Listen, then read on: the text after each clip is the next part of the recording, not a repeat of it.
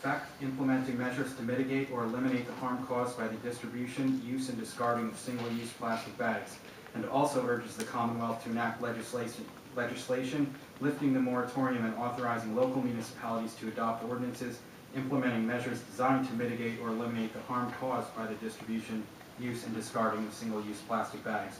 The resolution is sponsored by Mr. Reynolds and Ms. Cramsey-Smith. Mr. Reynolds? Yeah, just a couple things. One is I want to thank the EAC for their kind of constant drumbeat of this particular issue, and I also want to thank the administration for help, coming together or coming up with this particular resolution here.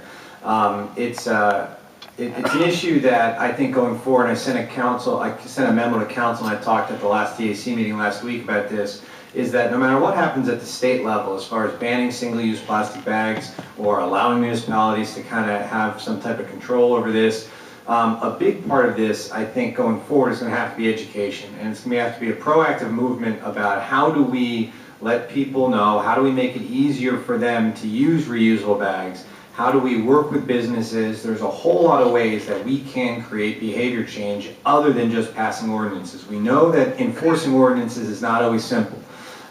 So this is, I think it's a step in the right direction, but at the same time, I think as we go forward and as we look at a lot of different issues that are affecting this city as far as issues of sustainability and climate action, it's going to have to be kind of a dual, or a parallel road process, as far as some of it's going to be through legislation and action, policy action up here, but a lot of it's going to be coming up with creative ways to encourage the community, to let them be a part of it. Mr. Gallagher talked about this week over at Touchstone Theater, and there's a lot of people in this community that want to be part of the solution. And I think that one of the challenges for our community, and I'm hopeful that our climate action plan, which we're going to be talking about during the budget hearing and our consultant, will help to create those structures by which we really are able to create the change that can't happen just by passing ordinances.